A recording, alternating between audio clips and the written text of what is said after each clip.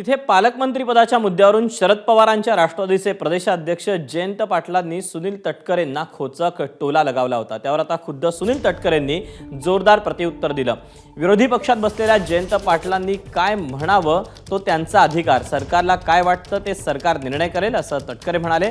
अमित शहा रायगडला येऊन देखील पालकमंत्रीपदाचा तिढा सुटत नसल्याची टीका जयंत पाटलांनी केली होती।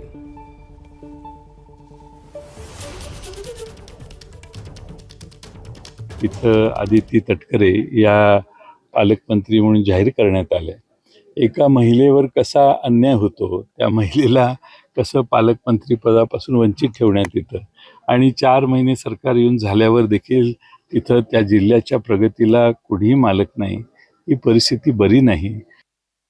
एक असं की विरोधी पक्षात बसलेल्या जयंतरावांनी काय म्हणावं त्यांचा तो निश्चित अधिकार आहे। सरकारला काय वाटते सरकार योग्य पद्धतीने लवकर निर्णय करेल। राज्याचे मुख्यमंत्री दोन्ही उपमुख्यमंत्री या बाबतीमध्ये खंबीर आहेत। योग्य वेळेला ते योग्य निर्णय निश्चितपणे घेतील।